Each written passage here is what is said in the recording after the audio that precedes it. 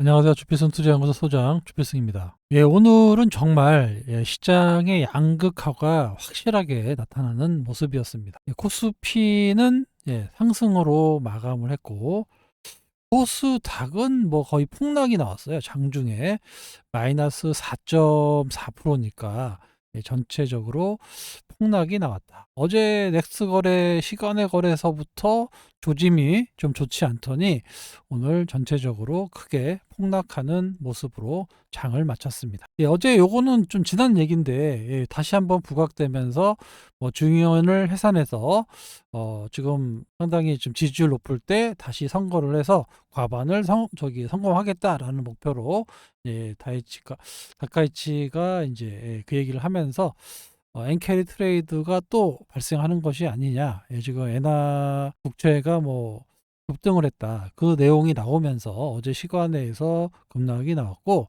좀 진정될 만하고 미국이 또 이제 하락을 해서 시장에서 조금 어렵게 됐었는데, 우리나라 삼성전자 역시 비중이 크죠. 삼성전자가 반등이 나오면서 상승으로 장을 마쳤어요. 삼성전자는 말씀드렸지만 이번 주 금요일이면은 자사주 매입이 끝납니다. 그러면 다음 주에 또 어떤 변화가 있을지 이것도 한번 체크해 보셔야 될 것 같고요. 문제는 코스닥이죠. 개인들이 주로 많이 투자하고 있는 코스닥 시장인데 오늘 뭐 엄청난 매도가 나왔어요. 오늘 기관이 거의 투매 정도가 나왔죠. 외국인도 가뜩이나 계속해서 프로그램 매도를 하고 있는데 개인만 1조 1천억의 매수를 했습니다. 투신, 연기금, 사모펀드 할 것 없이 모든 기관이 코스닥 시장을 매도하고 이렇게 거래소 시장을 매수하는 이런 모습이 보여서 한쪽 시장은 투매를 맞고 한쪽 시장은 상승을 이어가고 있다 보니까 개인들의 소외감은 점점 더 커질 수밖에 없습니다. 참 이래서 어떻게 코스닥 활성화를 하겠다라는 건지 알 수가 없어요. 오늘 코스닥 프로그램 매도가 5,400억이 났습니다. 5,400억씩 때려버리는데 이거 주가가 올라갈까요, 이게?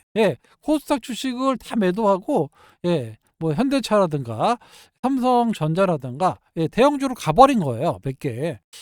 거래소 시장도 700개가 매도 하락했고, 몇 개 상승한 종목이 몇 개 안 됩니다. 160개, 180개 상승했네요. 이런 정도로 자금이 한쪽 종목으로 쏠리는 모습이 나왔고, 코스닥은 더 심각합니다.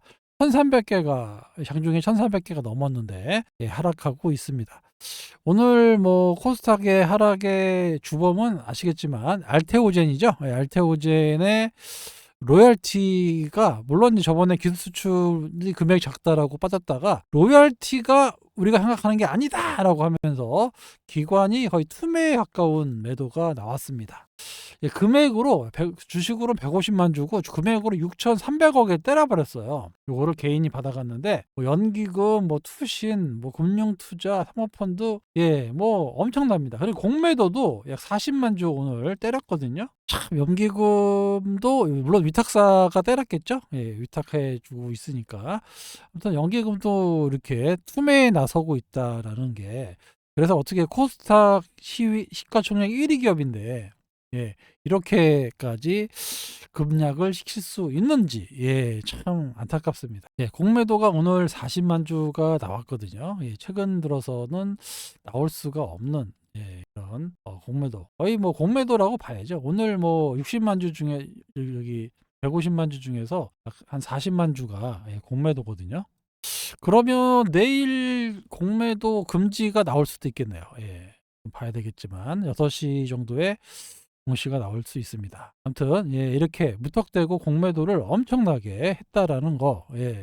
물론 이제 시장이 요구하는 4에서 한 5% 정도를 받을 줄 알고 있었는데 한 2% 정도 밖에 안 된다라고 밝히는 바람에 요것 때문에 이제 조 단위에서 한 4천억 정도로 감소할 수 있다라는 우려가 한꺼번에 반영이 되면서 이렇게 급락이 나왔습니다. 예, 이거 좀 반성을 좀 해야 되는 게 증권사 애널들이 숫자를 알려주지 않았는데 자기네들이 추정해서 올렸거든요. 최근에 상당히 그 신망을 받고 있던 엄민영 애널이 한 4에서 5% 정도로 예상해서 목표가를 설정했잖아요. 그런데 다시 이제 오늘 레포트를 내면서 목표가를 다운시켰습니다. 그것도 또 오늘 하락의 또 한 방향이었다. 그런데 이 분기 보고서가 있어요. 머크의 분기 보고서를 제출한 날짜를 보면은 작년에 나온 거예요, 작년에. 요 내용이 이제 여기에 포함된 거거든요, 요게. 그런데 작년 11월 10일에 나온 겁니다. 예. 요 내용이 한 번에 나온 게 아니라 여기 분기 보고서거든요, 요게. 그런데 요게 뭐 갑자기 나온 게 아니라 작년 11월에 나온 거예요. 그런데 갑자기 오늘 밝혀졌다. 그리고 공매도가 나왔다. 이 뭔가 석연치 않은 부분이 없지 않아 있습니다. 정말 우리 그 증권사 애널들이 공부를 안 했다든가 아니면 외국인과 기관은 알고 있었다든가 이런 거죠. 그래서 오늘 갑자기 급락이 나왔는데 이것 때문에 오늘 바이오 섹터들 전체적으로 플랫폼 기업들이 전체적으로 그냥 급락이 나왔습니다. 역시 기관의 매도가 나오면서 이게 그 연두색선이 연기금이거든요. 여기 연기금이 이렇게 꾸준히 매매했던 게 보이시죠? 그런데 오늘 급락이 나왔죠. 이렇게 여기 한 1년 동안 산 거 한 번에 다 팔아버렸어요, 오늘.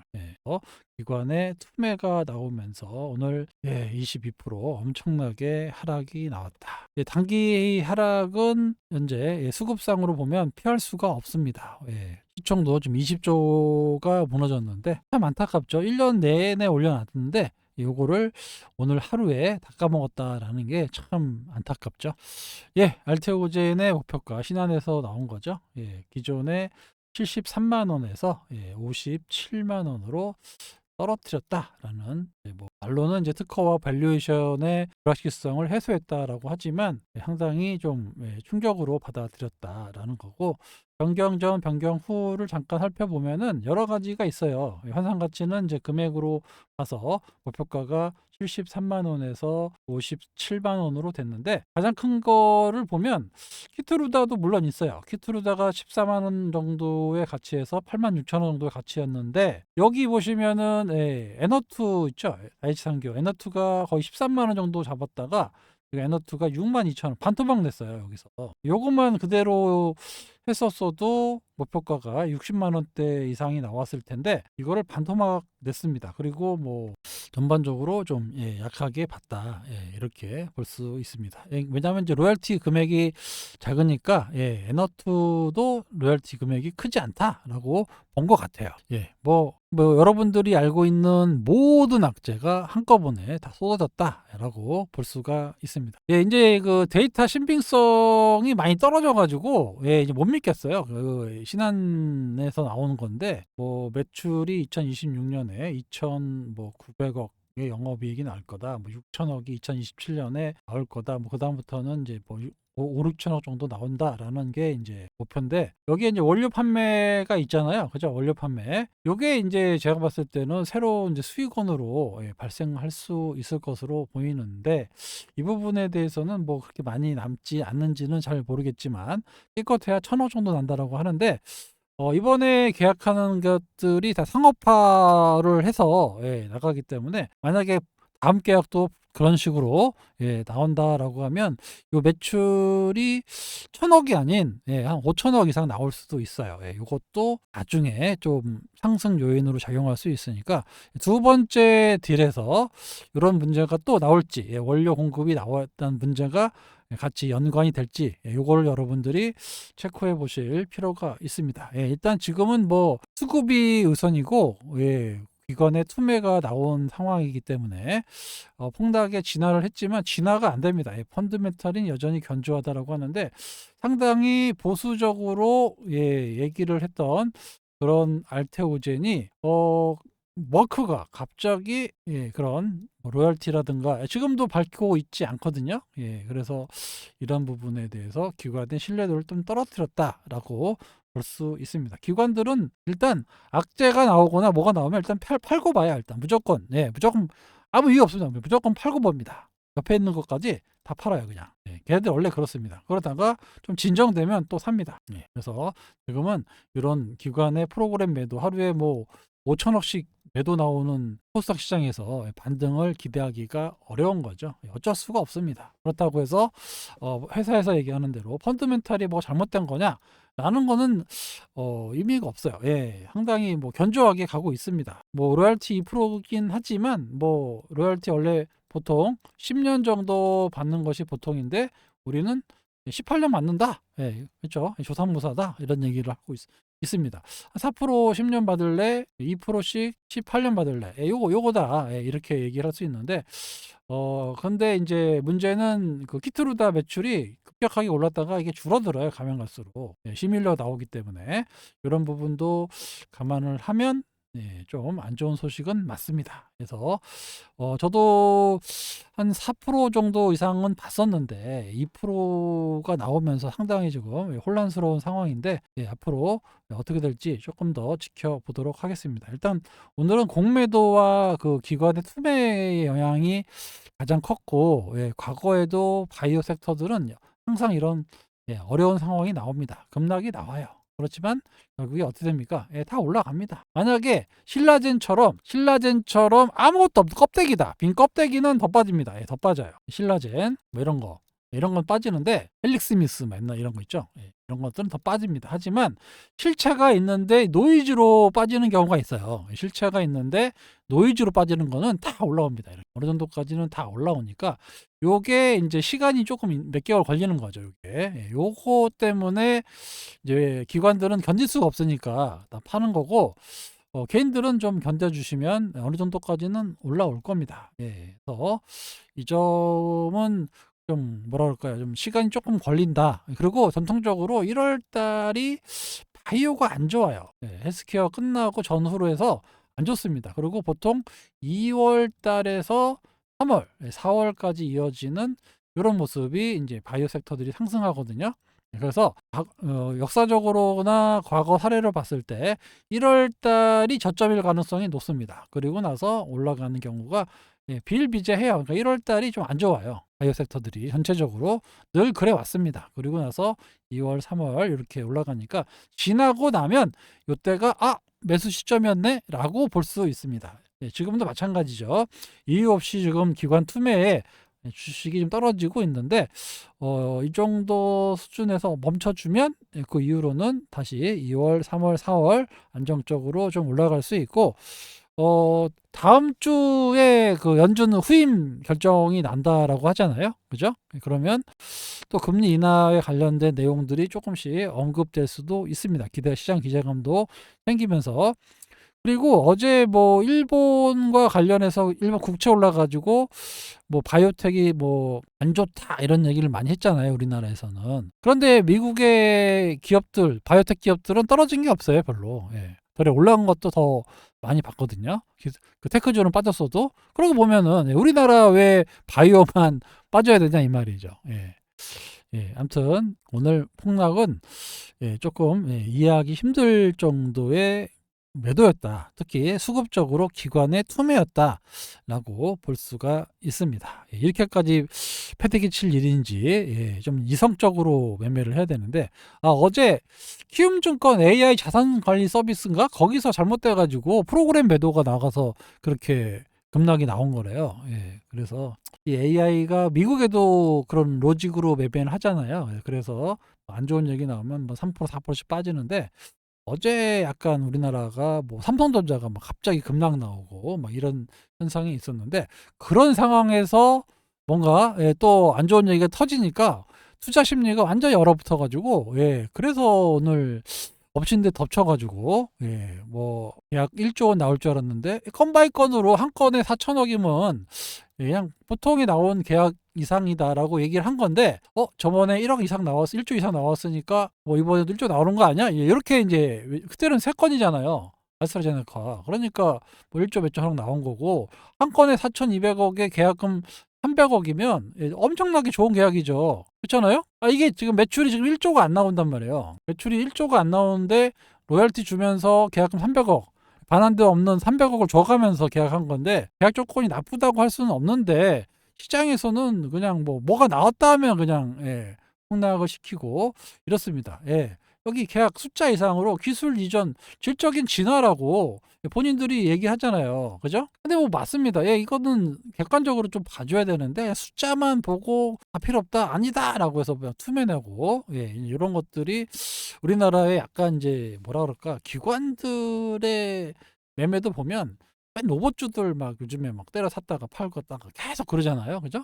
그러니까 뭔가 좀 냄비 근성이 있어요. 그 운영하는 애들이 뭔가 객관적으로 좀 이렇게 해야 되는데 그냥 코스닥은 공매도 타겟을 잡아놓고 숏으로 치고 있고 거래소 시장, 코스피 시장은 롱으로 롱숏 펀드라고 그러잖아요. 이제 지금 옛날에는 좀 종목에 상관없이 롱숏을 했는데 지금은 시장을 나눠가지고 코스닥은 숏으로 치고 이 거래소 코스피는 롱을 치는 이렇게 지금 뭐가 바뀌다 보니까 시가총액 1위 기업이 22%가 빠지는 기현상이 나타나고 있습니다. 어떻게 그러면 코스닥 활성화를 하겠다는 건지 이해를 할 수가 없어요.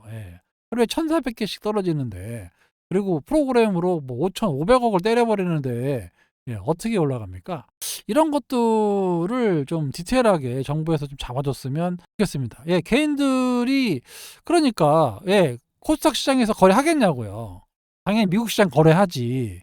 상식적으로 말이 안 돼요. 세제 혜택 준다고 해서 누가 여기 들어옵니까? 아니 코스닥 시장에 사놓으면 돈 번다 이런 느낌을 줘야 들어오는 거지. 연기금이 늘린다. 연기금이 오늘 제일 먼저 많이 팔았는데 그게 답답해요. 제가 봤을 때는. 아니, 자연스럽게 코스닥 기업 사놓으면 올라가는 것들 막 발생하고 이러면은 코스닥 기업 살려고 들어올 거 아닙니까? 로봇처럼. 그런 것들이 막 여기저기서 막 계속 나온다라고 하면 누가 뭐라고 해도 그냥 여기서 해외에서 다 들어오죠, 이쪽으로. 그런데 이거 프로그램으로 5,500억씩 때려버리면 하락 종목 수가 1,400개씩 장중에 나와버리면 어떡하라는 얘기입니까, 이거. 하지 말라는 얘기지. 그러니까 더 해외로 갈 수밖에 없는 미국 시장에 무슨 섹터가 빠지면 같이 빠지고 올라가면 올라가니 뭐하러 미국 거 매매하지 하겠습니까? 자, 공영 예탁금이 계속 늘어나고 있어요. 지금 95조 5천억까지 늘어났습니다. 이러다가 거의 100조 원이 나올 수도 있고, 그 코스피도 조만간에 한 5,000포인트? 그렇게 아까 5,000포인트를 하는지는 모르겠지만, 5,000포인트가 뭐 이렇게 중요한지는 모르겠어요. 5,000포인트 발생할 것 같습니다. 신용융자도 29조 원. 어마어마합니다. 그래서 이게 뭔가 하나 잘못되기 시작하면 이게 매물 폭탄으로 떨어질 수도 있는데 아무튼 지금 뭔가 지금 막 다 떠 있어요. 분위기가 먼저 떠 있어가지고 구름 잡듯이 뭔가 떠 있습니다. 막 소매 정신으로 막 하나씩 사고 또 팔고 이런 것들이 좀 떠 있어가지고 조금 조짐은 안 좋습니다. 거기에 또 엔켈이라든가 또 트럼프 좀 유럽하고의 갈등이라든가 이런 것들 별로 좋지는 않아요. 전체적인 분위기는. 자꾸 국민연금 해외 투자 줄이고 국내 투자 늘린다. 26일 그럼 하면 뭐 합니까 이거? 하면 뭐 하냐고. 그러면 또 똑같이 저기 삼성전자, 하이닉스, 현대차 요거 사게 살 건데 뭔 소용이냐고요 이게. 개인들은 다 코스닥에 있는데 그죠? 참 답답해요. 물론 이제 해외 투자를 이제 줄여가지고 국내로 오는 건 좋죠. 근데 결론은 이유는 이거죠. 달러 수요를 줄여가지고 환율 잡겠다. 라가 이제 가장 큰 이유입니다. 오늘 원달러 환율도 좀 조정을 받았는데, 그 이재명 대통령이 환율은 몇 달 있다가 1,400원 밑으로 떨어질 거다라고 얘기하면서 떨어지는 모습을 좀 보였습니다. 여기에 난리 났죠 지금. 거래소 맞불에서 넥스트레이드도 오전 7시에 개장하겠다고. 이거 없애야 되는데 어제 같은 일이 말도 안 되는 일이 발생했잖아요. 개인들만 취급받는 시장이 생겨버리면 변동성만 커져요. 어제 보세요. 근데 그런데 7시에 개장 추자 이거 잘하는 겁니까 이거? 이게 뭘 하는 짓인지 모르겠어요. 서로 이제 거래를 따겠다고 8시에 했던 거를 7시까지. 그건 잠도 안 자고 매매하라는 겁니까 이거? 조만간 24시간 또 거래한다라고 하잖아요. 6월부터는 12시간 거래를 하겠다. 그러니까 시장을 무슨 도떼기 시장으로 만들어 가지고 투기장으로 자꾸 분위기를 만들어서 언제는 장기 투자하라면서요. 장기 투자하라는데 아침 7시부터 개장해 가지고 8시까지 거래하라는 얘기는 뭐 어쩌라는 겁니까 이거. 뭐 맨 테마주만 매매하라는 얘기입니까 이거? 예, 하여튼 뭐 가슴이 답답합니다. 이거를 뭐 우리가 어떻게 해결할 수 있는 부분은 없는데 지금 알테오젠의 급락은 뭔가 좀 석연치 않다라는 말씀을 먼저 드릴 수 있고 11월 10일 날 요때죠. 요때 벌써 보고서가 나왔음에도 불구하고 왜 지금 나왔느냐. 그죠? 기술 수출 나오고 왜 지금 발표를 했느냐. 극대화된 거잖아요. 그죠? 기술출 나와서 새로 나올 때 이걸 터뜨리겠다라는 의도가 있었다라고 저는 봅니다. 그래서 오늘 급락이 나왔고 거기에 공매도까지 40만 주가 나오고 연기금의 투매. 보세요. 연기금 이거 줘야 되는데 기관이 6,300억을 때렸습니다. 야, 참 이게 그래도 코스닥 시총 1위고 전 세계적으로 로열티를 받는 그런 기업이 만약에 똑같은 경우가 미국에서 발생했습니다. 미국에서 22% 빠질 것 같아요? 한 5% 빠집니다. 5%. 5% 빠지면 급락했다라고 하잖아요. 이게 우리나라 22% 시가총액 1인데 22%가 빠져요. 이 말이 됩니까 이게? 받아줄 수 있는 기관이 없다라는 겁니다. 이게 이게 참 문제가 심각한 거죠. 아무리 뭐 그 과거에 보면 기술이 반환되고 막 이런 것들 있잖아요. 임상이 실패하고 이런 것들 미국에 비일비재하거든요.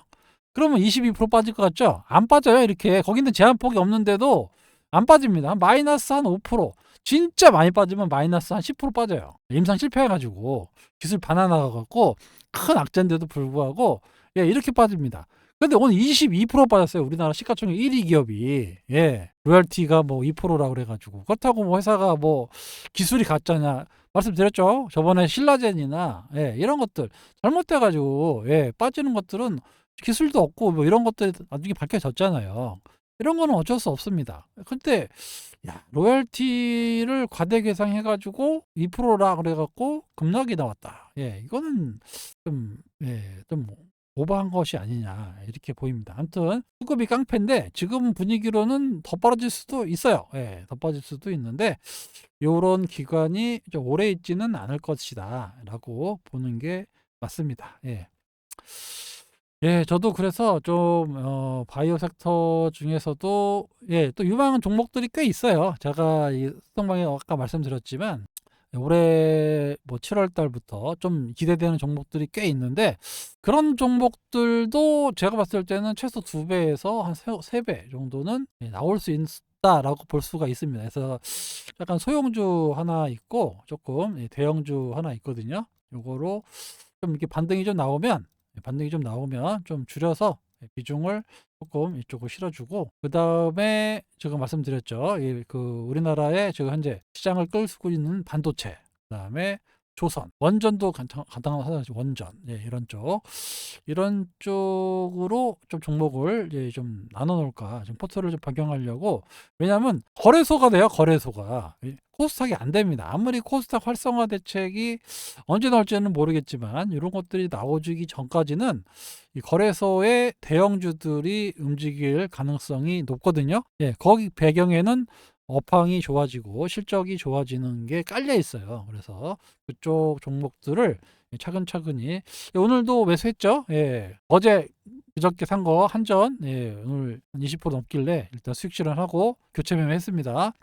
아무튼 오늘도 한전 수급 엄청 들어오던데 뭐 더 올라갈 수도 있는데 워낙 시장이 급등락하니까 좀 변경을 좀 해봤습니다. 그리고 그런 종목들이 앞으로 꾸준히 갈 거예요. 업황이 워낙 좋기 때문에 그런 종목도 눌렸다 올라갔다 꾸준히 갈 수 있고 그 바이오는 1월 달이 고비다. 1월 이후에는 전체적으로 또 반등 국면이 시작되니까 지금 투매는 계속 이렇게 나올 수는 없고 투매가 끝나면 또 반등 시기가 오니까 좀 시간이 좀 걸릴 수 있다까지 말씀을 드리도록 하겠습니다. 엎친데 덮쳐가지고 급락이 나온 오늘 코스닥 시장. 하지만 시장의 유동성은 엄청나게 쏠려 있습니다. 이런 것들을 어느 쪽으로 방향을 잡아주느냐. 이거를 누가 하냐면 기관과 외국인이 하는데 특히 외국인은 거의 뭐 단타 위주로 요즘에는 한 종목을 이렇게 했다라고 하면 섹터를 사더라고요. 섹터를 한 섹터를 사버려요. 한 섹터의 종목들을 사가지고 요걸 하루 이틀 만에 또 매도하고 또 섹터의 종목을 사가지고 매도하고 이렇게 합니다. 옛날에는 종목 위주로만 이렇게 매매했다면 뭔가 변화가 있어요. 섹터에 있는 종목들 다 삽니다. 사 가지고 전체적인 분위기가 막 올라가게끔 만들어 놔요. 그래서 올라가면 팔아먹고, 요거를 조금 외국인 투자가가 하는데 이걸 기관이 따라하고 있어요. 기관이 따라하고 있습니다. 이게 참 안타까운데, 그러니까 다 단타 세상이에요, 우리나라 종목들이. 계속해서 기대했던 것들과 반대로 가고 있는 알테오젠. 뭐 힘듭니다. 힘든 시기는 늘 있었어요. 바이오 섹터뿐만 아니라 우리 2008년도 금융위기 때는 숨도 못 쉬었어요.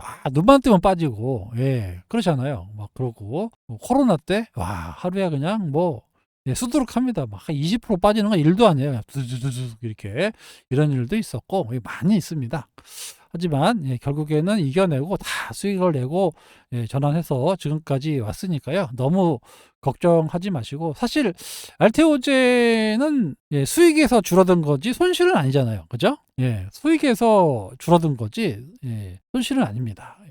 아무튼 그래도 좀 먹어서 좀 올라오면 좀 정리를 좀 일부 해가지고 조금 유망한 종목과 또 다른 섹터의 종목들 이렇게 염두에 두고 있으니까 그 시점에 맞춰서 제가 다시 방에서 말씀을 드릴 겁니다. 너무 걱정하지 마시고 막말로 이거 뭐 다 팔고 다른 종목 사도 돼요. 그래서도 충분히 왜냐하면 탄력이 세지 않기 때문에 다른 걸로 더 수익 낼 수도 있습니다. 그러니까 너무 걱정하지 마세요. 어제 한장 같은 것도 이틀 만에 20% 수익 났잖아요. 그죠? 그러니까 그럴 수 있는 종목은 앞으로도 계속 나올 겁니다. 그러니까 너무 걱정하지 않으셔도 된다라고 말씀을 드리면서 제가 소통방에서 다 관리를 해드릴 수 있으니까 너무 걱정하지 마시고 시장의 추이를 보면서 빠르게 다시 말씀을 드리도록 하겠습니다. 지금까지 주필승이었습니다. 감사합니다.